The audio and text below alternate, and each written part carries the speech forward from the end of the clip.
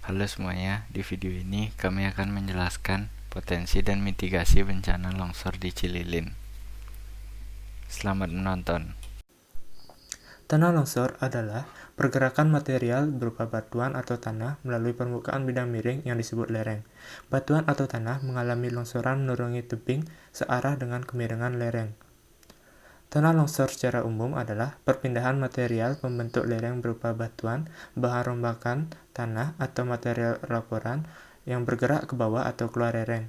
Secara geologi, tanah longsor adalah suatu peristiwa geologi di mana terjadi pergerakan tanah, seperti jatuhnya bebatuan atau gumpalan besar tanah. Tanah longsor menghasilkan pergerakan ke bawah maupun ke samping dari lereng alam maupun buatan yang memiliki kandungan material tanah, batu, tanah timbunan buatan atau gabungan dari tanah dan batu. Secara teknis, dapat dikatakan longsoran ini terjadi jika kondisi lereng yang stabil berubah menjadi tidak stabil. Ketidakstabilan ini dapat terjadi karena gaya pendorong pada lereng lebih besar daripada gaya penahan. Adapun gaya pendorong ini adalah besarnya sudut kemiringan lereng, air, beban di atas tanah, serta berat jenis tanah batuan. Sedangkan gaya penahan ini merupakan kekuatan batuan dan kepadatan tanah. Salah satu daerah yang sering terjadi tanah longsor adalah daerah Cililin. Kecamatan Cililin terletak di wilayah Kabupaten Bandung Barat. Kabupaten Bandung Barat merupakan daerah subur dengan kondisi geografis yang potensial, berbukit-bukit dengan ketinggian dan kemiringan yang variatif. Dataran terendah pada ketinggian 125 meter di atas permukaan laut dan tertinggi pada 2150 meter di atas permukaan laut. Kabupaten Bandung Barat didominasi oleh kemiringan lereng yang sangat terjal, yaitu di atas 40%. Kawasan Cililin juga banyak didominasi oleh kawasan dengan kemiringan lereng yang sangat terjal. Begitu juga dengan kebanyakan wilayah lain, tapi tidak semua di Kabupaten Bandung Barat. Kemiringan lereng 8-15% cenderung jarang di kecamatan-kecamatan Kabupaten Bandung Barat.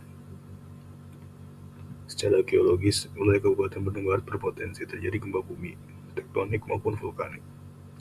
Longsor juga menjadi bencana yang kerap terjadi di wilayah Kabupaten Bandung Barat ini. Longsor disebabkan oleh gurusan air dari hujan lebat. Wilayah Cililin merupakan salah satu wilayah yang sering mengalami bencana longsor. Menurut BNPB, berikut adalah 3 faktor utama terjadinya longsor di Cililin. Faktor pertama, letak Cililin yang berada di perbukitan. Seperti yang kita ketahui, Cililin adalah salah satu daerah yang sering terjadi longsor di Kabupaten Bandung. Hal ini sering terjadi dikarenakan letak Cililin yang berada di daerah perbukitan yang curam, berkisar 40-60 derajat, sehingga membuat tanah di daerah puncak bukit lebih mudah longsor. Untuk faktor kedua, curah hujan yang tinggi. Dengan tingginya curah hujan di Cililin, ini juga menjadi salah satu penyebab utama sering terjadinya longsor di Cililin. Karena dengan tingginya curah hujan akan membuat genangan di dalam tanah, dan genangan tersebut membuat beban tanah pada Cililin lebih berat. Sehingga hal ini menambah potensi terjadinya longsor di Cililin.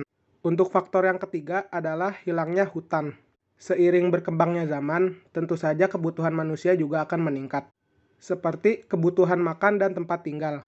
Oleh karena itu, hal inilah yang memaksakan kita untuk menebang pohon-pohon di Cililin, demi memenuhi ketersediaan tempat tinggal dan makanan tersebut, dengan cara mengubah menjadi tempat tinggal dan lahan pertanian.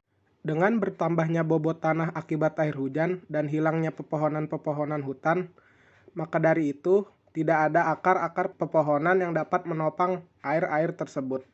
Dilansir dari berbagai sumber, berikut adalah beberapa kejadian longsor yang pernah terjadi di Cililin. Yang pertama adalah 21 rumah rusak berat tertimbun longsor di Cililin, Bandung.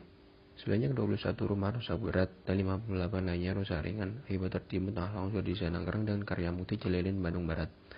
Bencana longsor juga menyebabkan jembatan penghubung kedua desa terputus. Selain menyebabkan jembatan terputus, longsor juga mengakibatkan satu ruang sekolah rusak berat. Namun, tidak ada korban jiwa dalam kejadian tersebut.